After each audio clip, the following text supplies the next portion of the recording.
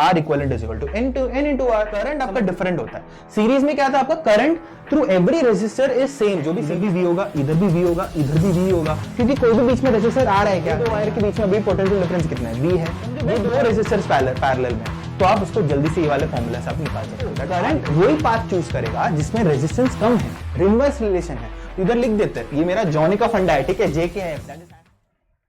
So hello and welcome everybody. This is Jonathan Matthew, your NEET Physics educator, and welcome to NEET Marvels, जहां पर हम लोग concept capsules करके एक series हम लोग कंटिन्यू कर रहे हैं। और आज मैं आपके लिए लेके आया हूं कॉम्बिनेशन ऑफ रेजिस्टर्स। सो चलिए हम लोग आगे बढ़ते हैं। कॉम्बिनेशन रेजिस्टर्स जो है, इसमें बहुत सारे आपके न्यूमेरिकल्स आते हैं आपके नीट पर्सपेक्टिव में, सीरीज पैरेलल कॉम्बिनेशन, या उसमें बहुत सारे डिफरेंट अप्रोचेस हो सकते हैं।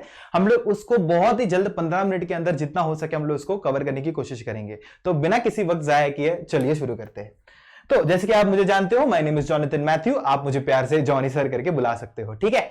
तो ठीक है, अभी हम लोग आगे बढ़ते हैं। तो सबसे पहली बात, अपने पास दो कॉम्बिनेशन होते हैं, है ना। अपना पहला होता है सीरीज कॉम्बिनेशन, दूसरा होता है अपना पैरेलल कॉम्बिनेशन। ये सारे कॉम्बिनेशन जो होते हैं वो आपने अपने बचपन के क्लासेस में पहले से पढ़ा होता है, तो लेट्स रिवाइज एग्जैक्टली ये सब क्या है। ओके, तो first of all series combination जो होता है उसमें आपका सबसे मेन आपका डिटरमाइनिंग फैक्टर क्या है कि आपका जो करंट होता है वो सेम होता है हर रेजिस्टर में। तो अगर आप देखोगे, ये मेरे पास यहाँ पर एक बैटरी है, 20 वोल्ट का बैटरी है, और इसमें से करंट दौड़ रहा है, और यहाँ पर मैंने दो रेजिस्टेंस लिए, ठीक है। अभी ये तो एक बल्ब भी एक रेजिस्टेंस हुआ, ऑब्वियसली उसके अंदर कुछ तो रेजिस्टेंस होगा। तो ये R1 है, ये R2 है। तो अगर आप देखोगे, ये I1 करंट इधर से जा रहा है, I1 करंट जा रहा है, इन दोनों के सेम अक्रॉस I1 ही जा रहा है, I जा रहा है ना। देखो इधर भी I जा रहा है और इसके इधर से भी I जा रहा है। तो हम लोग को एक बात क्या पता चल रही है, हाँ भाई, मतलब करंट तो मेरा सेम है। अच्छा, तो ये अपना पॉइंट अपना हो गया टिक। सेकेंड पॉइंट है कि पोटेंशियल डिफरेंस मेरा अलग है। अभी ये क्या है, अच्छा देखो, यहां पर मेरा बैटरी है, मेरा बैटरी कितने वोल्ट का है, यहां पर मेरा 20 वोल्ट का है। इसका मतलब क्या है कि ये जो बैटरी है ये पूरे सर्किट को एक कितना पोटेंशियल डिफरेंस प्रोवाइड कर रहा है, V पोटेंशियल डिफरेंस वो प्रोवाइड कर रहा है कि नहीं, वो V पोटेंशियल डिफरेंस आपका प्रोवाइड कर रहा है। तो इसमें ये पोटेंशियल डिफरेंस अलग, उसका मतलब क्या है, अच्छा what do I mean by that is कि अगर आप देखोगे यहां पर ये जो V पोटेंशियल डिफरेंस है वो आपका डिवाइड हो रहा है, क्योंकि ये दो रेजिस्टेंस को पोटेंशियल चाहिए तो ही तो करंट फ्लो होगा ना। तो ये जो V पोटेंशियल है वो आपका V1 और V2 में आपका डिवाइड हो रहा है, V1 और V2 में आपका डिवाइड हो रहा है। अच्छा, ये डिवाइड मतलब क्या होता है, इतना समझ लो कि आपका जो रेजिस्टेंस होता है ना, या रेजिस्टर्स होते हैं, वो आपका पोटेंशियल खाते हैं, दे ईट अप द पोटेंशियल। समझ में आ रहा है। तो अगर समझो यहाँ पर V था, वायर में आपको पूरा यहाँ पर V रहेगा, कोई भी रेजिस्टेंस आ नहीं रहा है, तो यहाँ पर V इधर होगा। रेजिस्टेंस आते ही ये V में से कुछ तो एक पार्ट ये खा लेगा, समझ में आ रहा है, और फिर बचा हुआ पार्ट ये खा लेगा, और ये आके वापस यहां पर जीरो पोटेंशियल हो गया। समझ में आ रहा है एग्जैक्टली क्या हो रहा है। उसके लिए हम लोग बोल रहे हैं कि पोटेंशियल डिफरेंस आपका अलग है। तो आपका V वोल्ट का पोटेंशियल डिफरेंस है, आपने उसमें V1 और V2 में आपने इसको तोड़ दिया। समझ में आया। तो उसमें भी हम लोग नेक्स्ट क्या कर सकते हैं, अगर हम लोग को इसका इक्विवेलेंट ढूंढना है तो देखो, तो मैं ये बोल सकता हूं ना कि V is equal to V1 plus V2 बोल सकता हूं मैं, क्योंकि मेरा V वोल्ट का पोटेंशियल डिफरेंस था, उसमें मैंने V1 और V2 में तोड़ दिया, तो V is equal to V1 plus V2। अच्छा, अभी ये मेरा इक्विवेलेंट सर्किट मैंने बना के रखा है, ये मेरा इक्विवेलेंट सर्किट मैंने बना के रखा है। अभी अगर ध्यान दोगे तो यहाँ पर I करंट तो फ्लो हो रहा है, और ये मैंने R इक्विवेलेंट मैंने बना के रखा है, वो दोनों रेजिस्टेंस को क्लब करके एक नया रेजिस्टेंस बन रहा है। तो ये R इक्विवेलेंट मैं कैसे ढूंढूंगा, देखो मुझे पता है कि R इक्विवेलेंट जो है ये बाय ओम्स लॉ है कि नहीं, ये मैं बाय ओम्स लॉ लिख रहा हूं। क्या लिख रहा हूं, बाय ओम्स लॉ मैं ये लिख सकता हूं ना, ये ओम्स लॉ से लिख रहा हूं मैं, ओम्स लॉ से मैं क्या लिख सकता हूं कि मेरा जो R इक्विवेलेंट है that will be equal to V upon I, ये लिख सकता हूं, हाँ जी लिख सकता हूं, क्यों नहीं लिख सकता हूं, तो V is equal to I into R equivalent लिख सकता हूं। अच्छा, यही सेम चीज मैं भी ये वाले फॉर्मूला में लिखने वाला हूं। तो मेरे पास V is equal to V1 plus V2 था, फिर मैंने क्या किया, V को मैंने, दैट इज पोटेंशियल डिफरेंस जो सर्किट को प्रोवाइड कर रहा है बैटरी, उसको मैंने लिख दिया I into R equivalent, which is equal to I into R1 plus I into R2। मतलब इट्स बेसिकली ये जो V1 है, ये इसका जो वैल्यू है ये होगा IR1, और इसका वैल्यू है IR2। समझ में आ रहा है क्या। तो ये अपना V1 का वैल्यू अपना IR1 है, और V2 का वैल्यू अपना IR2 है। समझ में आ रहा है। तो वही सेम चीज लिखा, तो यहाँ पर I मेरा कॉमन है तो कैंसिल आउट हो जाएगा, तो आपको एक ये वाला फॉर्मूला मिल गया जो अपने छोटे क्लासेस से सीखा है सीरीज कॉम्बिनेशन का, ये तो आपको पता है। फिर अगर इसमें क्या है कि अगर आपके पास सीरीज में सेम टाइप का इक्वल रेजिस्टेंस आपका n टाइम्स अगर सीरीज में है, तो आप क्या करोगे, इस जगह पे आपके R n टाइम्स ऐड करोगे, तो n टाइम्स ऐड करोगे तो उसका आंसर क्या आएगा, R equivalent is equal to N into R। समझ में आया। अच्छा, इतना हम लोग को मालूम है। तो ये अगर आपको क्लियर हो गया होगा क्योंकि हम लोग ने ये सीरीज कॉम्बिनेशन पढ़ा है। ओके, नेक्स्ट अभी आता है पैरेलल कॉम्बिनेशन में। पैरेलल कॉम्बिनेशन में क्या होता है, फर्स्ट पॉइंट अगर आपका क्या होता है, करंट आपका डिफरेंट होता है। सीरीज में क्या था आपका, current through every resistor is same, जो भी सीरीज कॉम्बिनेशन में था।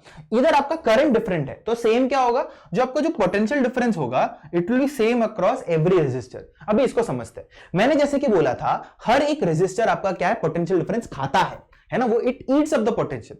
तो यहां पर ये V वोल्ट का यहाँ पर एक बैटरी है, ये V वोल्ट का बैटरी है, ये अगर ये I करंट दे रहा है, ये I करंट देखो यहां पर भी दो रास्ते हैं ना करंट के पास जाने के लिए, दो रास्ते हैं यहां पर। तो अभी दो रास्ता है तो उसको दोनों रास्ता पकड़ना पड़ेगा, तो थोड़ा करंट इधर चला जाएगा, थोड़ा करंट इधर चला जाएगा। अब वो कितना करंट किधर जाना चाहिए वो तो रेजिस्टेंस के वैल्यूज पे डिपेंड करता है। मतलब क्या, जिधर अब एक सिंपल सी बात है, अगर आप लाइफ में जाना चाहते हो, आप क्या सोचोगे, ज्यादा एकदम ऑब्स्टेकल्स वाला रास्ता चाहिए कि कम ऑब्स्टेकल्स वाला? कम ऑब्स्टेकल्स वाला ज्यादा आसान रहेगा, ज्यादा लोग उधर जाएंगे। तो करंट भी वैसे ही डिसाइड करता है, जिधर कम रेजिस्टेंस है उधर ज्यादा करंट जाता है, जिधर ज्यादा रेजिस्टेंस है उधर कम करंट जाता है। इनवर्स रिलेशन होता है, ध्यान रखिए, हम लोग इसको एक फंडा में हम लोग समझेंगे। तो यहां पर I करंट ऊपर जा रहा है तो I1 इधर टूट जाएगा, I2 इधर चला जाएगा। समझ में आ रहा है? अच्छा, तो ये पॉइंट समझ में आ गया कि करंट आपका डिफरेंट होने वाला है, ये हम लोग को समझा। अभी पोटेंशियल अब डिफरेंस आपका सेम कैसे, देखो ये करंट, ये बैटरी जो है वो आपका V पोटेंशियल डिफरेंस दे रहा है इस तरफ, है ना, ये पूरा V दे रहा है आपका, है ना। तो देखो जैसे कि ये V है, इधर भी V होगा, इधर भी V होगा, इधर भी V होगा, क्योंकि कोई भी बीच में रेजिस्टर आ रहा है क्या, नहीं आ रहा। तो अगर इधर जीरो था, ये भी जीरो, ये भी जीरो, ये भी जीरो। तो अगर आप देखो ये दो वायर के बीच में अभी पोटेंशियल डिफरेंस कितना है, V है। ये दो वायर के बीच में अभी भी पोटेंशियल डिफरेंस कितना है, V है। बस that's it, that is parallel combination. I hope you understood मैं क्या बोल रहा हूं। अभी अगर मुझे इसका R इक्विवेलेंट करना है, अगेन मैंने एक इक्विवेलेंट सर्किट बना दिया है ना, इक्विवेलेंट सर्किट बना दिया। मैं क्या लिख सकता हूं कि मेरा जो करंट है I जो है वो मेरा I1 और I2 में टूट रहा है, तो मैं ऐसे लिख सकता हूं I is equal to I1 plus I2। हाँ जी, मैं लिख सकता हूं। फिर बाय ओम्स लॉ में क्या लिख सकता हूं, मैं बाय ओम्स लॉ मैं ये लिख सकता हूं कि जो मेरा टोटल करंट I है it will be equal to potential difference applied upon R equivalent. हाँ जी, लिख सकता हूं ओम्स लॉ से।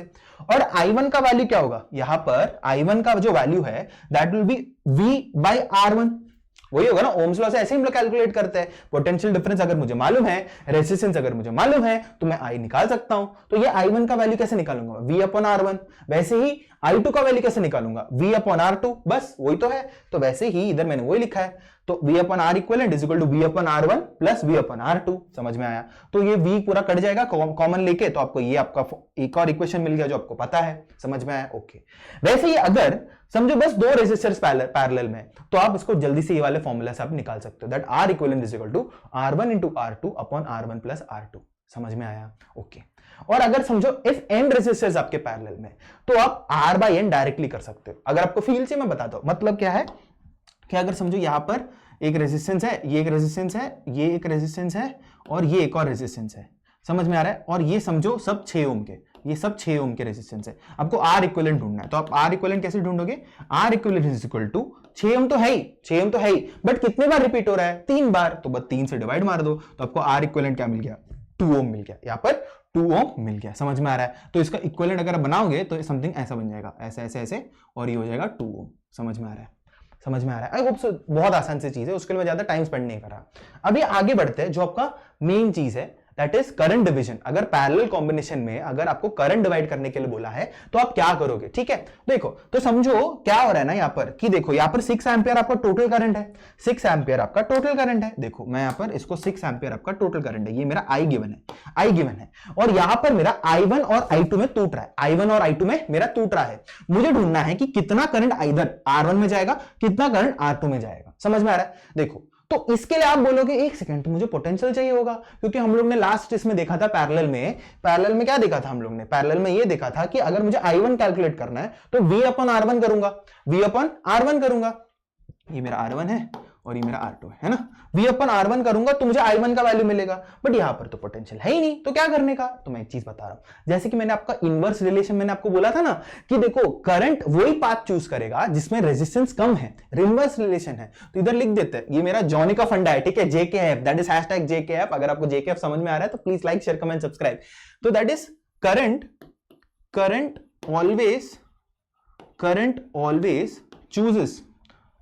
always chooses less resistance path या less resistive path। Resistance path, ठीक है, समझ में आ रहा है, ठीक है।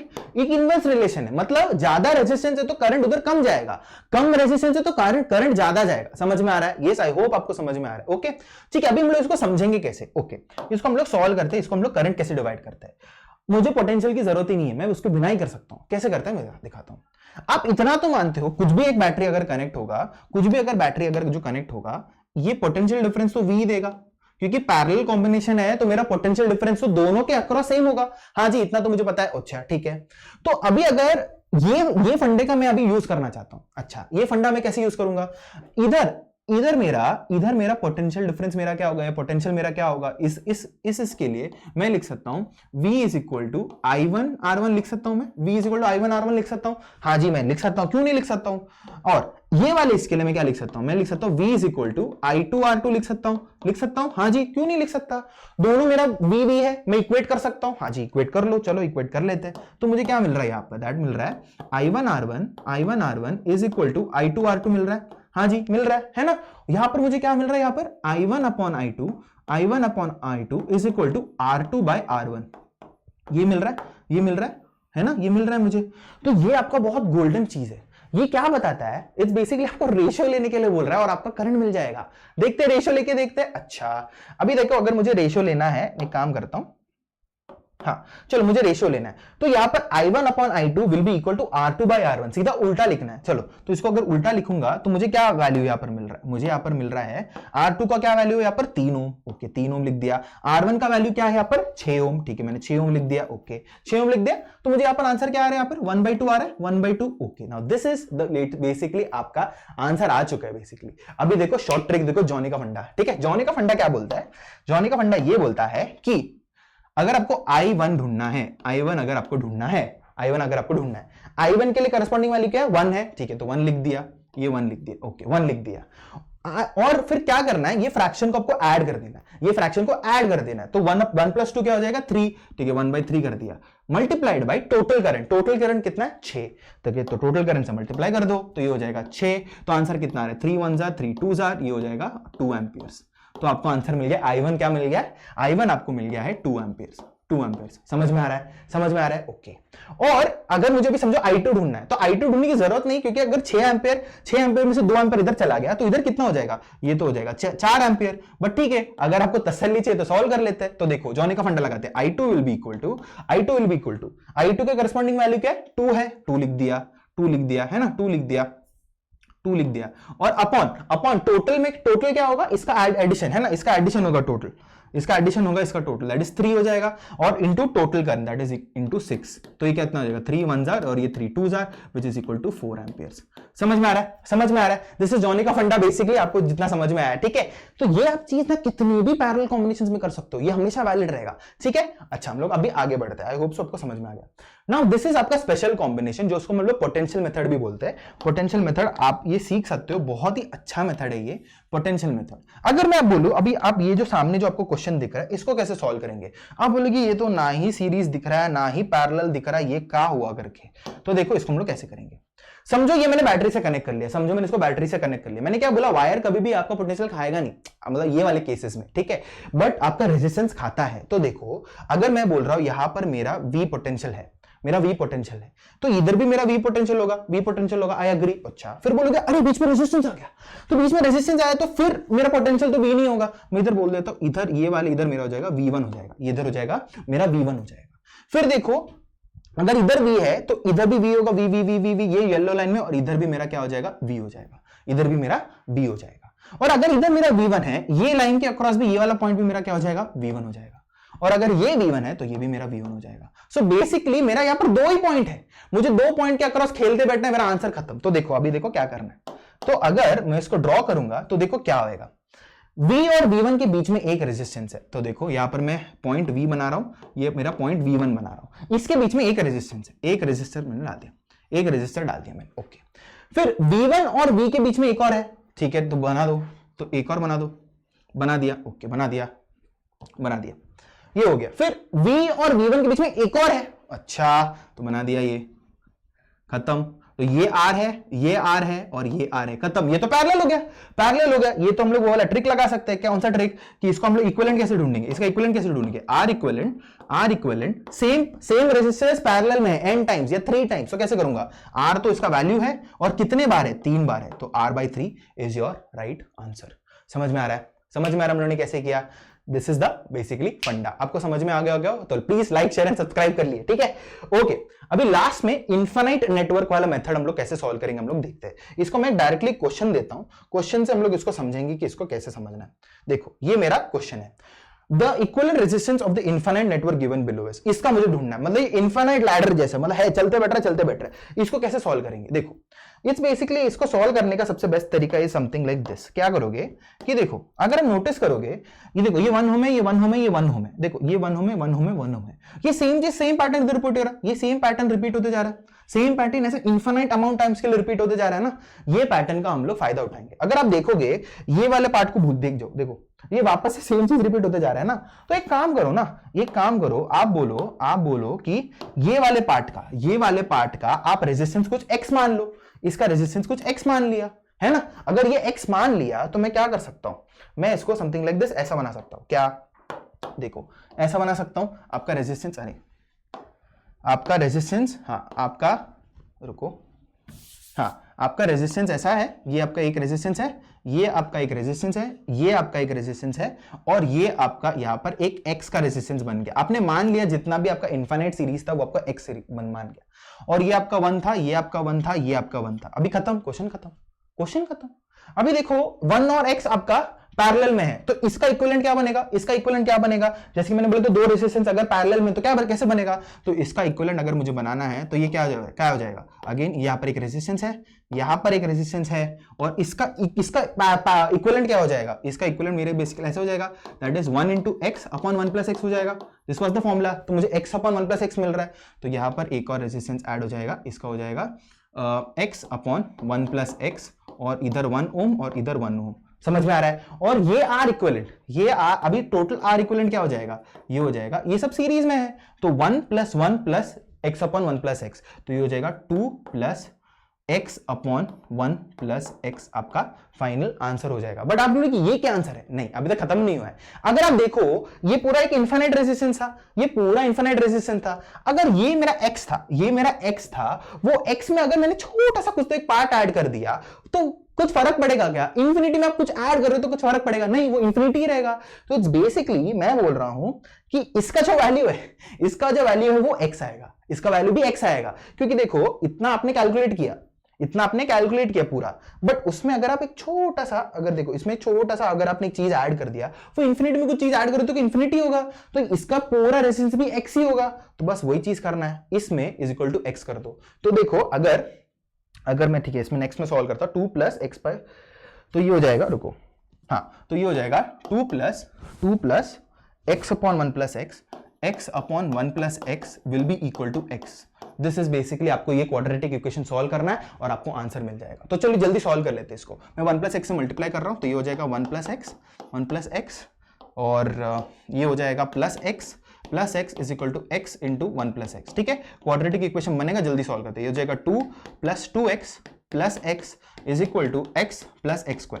समझ में आ रहा है ना, समझ में आ गया। तो ये x इधर कट गया, मुझे आंसर क्या मिल रहा है, x², मैं सब कुछ उधर लेके जा रहा हूं, -2x - 2 = 0। बस अभी क्वाड्रेटिक फॉर्मूला डाल दो और सॉल्व कर दो। तो क्वाड्रेटिक फॉर्मूला में सॉल्व करने तो क्या आ जाएगा, x = -b मतलब ये -2 का माइनस कर रहे हो तो +2 हो जाएगा, okay, plus minus square root of b², that is -2 का स्क्वायर, 4b² माइनस 4, a का वैल्यू दैट इज 1 × c का वैल्यू दैट इज -2, तो -2 upon 2 × a that is 1 again. तो इसका आंसर मुझे क्या आ रहा है, यहाँ पर 4, ये देखो ये -8 हो रहा है, बट इधर एक और माइनस है, तो आपका +8 हो जाएगा, तो 8 + 4 12 हो रहा है। √4 दैट इज √4 क्या हो जाएगा, आपको पता है ना कैसे निकालेंगे हम लोग, √12 कैसे निकालेंगे हम लोग, दैट इज ये √4 × 3 होता है, √4 आपका 2 होता है, तो ये 2√3 आपका आंसर आएगा यहाँ पर, दैट इज √12 का। तो यहाँ पर आपका फाइनल आंसर क्या आ जाएगा, फाइनल आंसर आपका आएगा दैट इज x =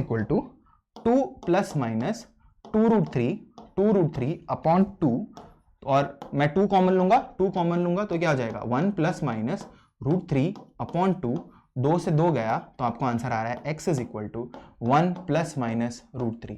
समझ में आ रहा है? अब अभी देखो माइनस वाला साइन तो लेंगे नहीं, क्योंकि देखो √3 का वैल्यू क्या है 1.71 कुछ तो आता है, तो रेजिस्टेंस तो नेगेटिव में होगा नहीं, तो आपका बस इसमें a की वैल्यू आएगा, that is x is equal to 1 plus √3 आपका फाइनल आंसर होगा।